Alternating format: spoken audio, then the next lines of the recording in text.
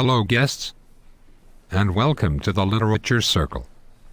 Tonight, we have a special guest, all the way from Montague the Beautiful. Gym teacher and Masters of Literacy student Miss Alana Trainer. That is physical education teacher. Oh yes, of course, my apologies. What was I thinking? Dumbass. What did you say? Oh, nothing at all. So the reason we have brought you to our studios here at Eastlink Cable is to highlight you as a literate person. I have a series of questions to ask you, so perhaps we will get started. Sounds good to me. So I think we will start our discussion with your writing habits. Describe yourself as a writer. And how often do you write for pleasure on your own? I would not say writing is something that I like to do in my daily life. Writing is more of a professional activity, either at work or academically for my masters. There is some personal writing that I do as a parent, but it is not very often. Please describe it. Well, I like to record funny things my kids have said, so that I can share them with them when they are adults. Can you give us an example? When Charlie was 2 years old, he came home from his daycare and was occasionally saying the words, "Ass biter." We thought maybe an older child had told the words to him because they thought it would be funny. We decided not to draw attention to the words and maybe Charlie would just forget them. One day while driving by a construction site, Charlie got excited and started to point at a machine scooping up some earth. He pointed and said, "A spider." It was an excavator. In terms of personal writing, I also have a book I am filling in that is kind of a history of our family, with important dates, milestones and other things. Sounds great. You were talking earlier about not typically enjoying the writing process. Can you please give us more details? I do not enjoy writing because often it is being dictated or forced from outside sources.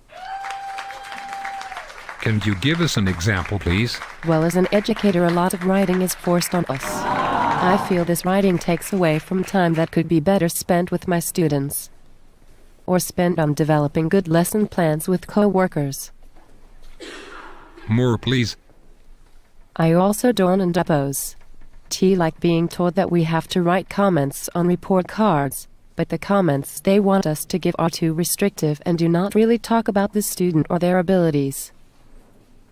I also do not like professional readings that are passed out at staff meetings that I feel are unnecessary. Some of that stuff is a waste of paper. I agree with that.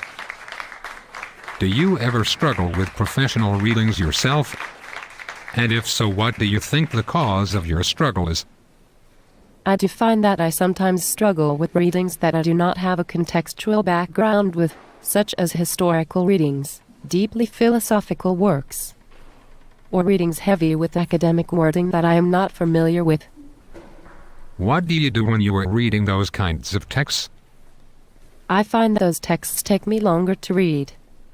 I often have to reread sentences or paragraphs for meaning and clarification. I have to put a lot of energy into focusing, so I do not get lost by the end of the sentence. Describe yourself as a reader, and tell us about reading that you really enjoy. I consider myself to be an avid reader. I read every night after the kids are asleep. 50 Shades of Grey? What was that? I asked you, what do you like to read? I read novels, especially anything by Jodi Picoult. Magazines such as Everyday with Rachel Ray, the daily newspaper, weekly Eastern Graphic, and parenting magazines such as Parents. I also enjoy reading with my 2 young children. What do you read with your kids? I read Dora the Explorer with my daughter and with my son. Animal books, especially with sea creatures, scary mammals like vampire bats, dinosaurs, just about anything that is about fierce animals. Sounds like fun. What was your favorite childhood reading? I really enjoyed reading Curious George. As an adult? The Da Vinci Code was one of my favorites. Great book. Let us now switch gears and talk about you as a listener. How would you describe yourself as a listener? I struggle with listening because as a young girl, I had many ear infections and this has caused me to have difficulty with hearing. I often need to see people's lips to understand them. Very interesting. Besides having difficulty hearing, do you find yourself to be more of a listener or a talker? I guess it depends on the situation. In more formal settings such as staff meetings or classroom discussions in my master's courses, I tend to be more of a listener, I guess, than a talker. In those situations, I like to hear what is going on and think clearly about it. I like to listen and reflect on what has been said. I tend to talk only when I have something I feel is relevant or meaningful to add to the discussion. I understand. Are you shy or nervous talking in public? Not in front of my students. If you guys are out there watching me from home, we will be running the beep test on Monday. All kidding aside, I tend to only get nervous talking in front of large groups of adults.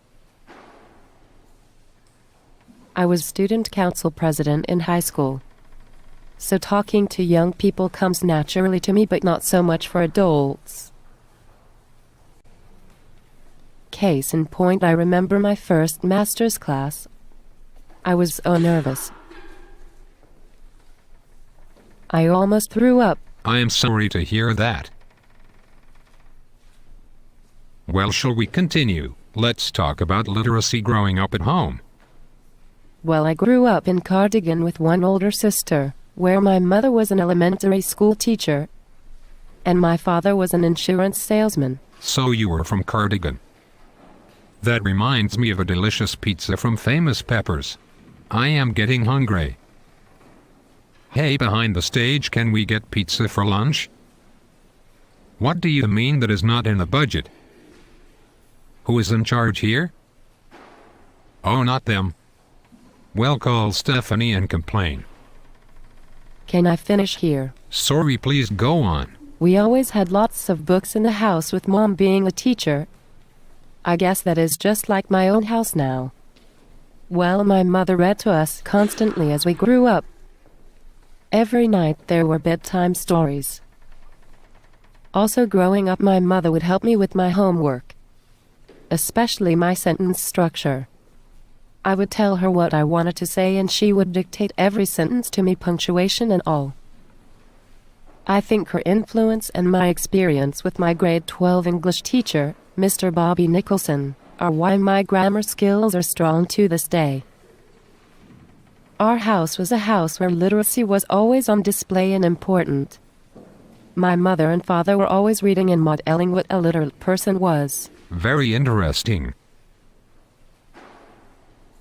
Let us now talk about your school experiences with literacy. Reading, writing, and speaking came naturally to me. I never struggled with traditional literacies growing up. What were some of your fondest memories growing up? I enjoyed filling in my little orange journal, especially drawing pictures that went with the stories. What was your favorite literacy project in school? My grade 12 English teacher, Mr. Nicholson, and his multi-genre project was one of my favorite memories. Could you please explain a multi-genre project for those of our viewers who tuned in expecting to watch Fishing with Friends? A multi-genre project is a writing assignment where students get to pick their own topic and produce numerous creative writing pieces that relate to that topic. I chose to do Bloody Mary and write numerous letters from various perspectives, including Mary and her jailers, as well as poems, short stories, and other forms of writing. This sounds like fun. Please carry on. I also added physical elements to the letters to make them look like they were aged. How did you do that? I carefully singed the corners with a lighter. Wow, neat. Do you have any negative experiences involving literature in school? As I said earlier, most of my experiences were positive. I do, however, remember one particularly boring class that I had. What made it boring? The teacher was very monotone. He taught from binders of prepared overheads. This was the only class that I would fall asleep in. Sounds like a biology class I took in high school. What sorts of out-of-school literacies did you participate in as a child and continue to this day? Growing up, I played sports such as softball, ringette, and figure skating. I was also involved in step dancing. Today I garden and play softball. Well, Miss Trainer, we are running out of time. Let us finish up with some literature connections. Sounds good to me. So what literary experiences from our everyday lives can educators take to the classroom with them? The things that I liked reading in school and in my everyday reading today are things that I have chosen for myself. As educators, it is important to give students choices, so that reading and writing, for that matter, does not become a chore. I was much more motivated when I was able to do something that I was interested in. Well, it wraps up our show for tonight. We would like to thank Miss Alana Trainer for being our guest here at Eastlink Studios.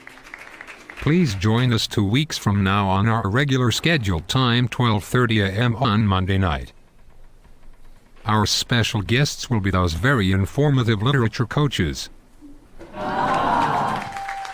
And we will be bringing in musical guest Flo Rider. Yes, folks, Flo Rider, to talk about the importance of bringing musical literacy into the classroom. Wow.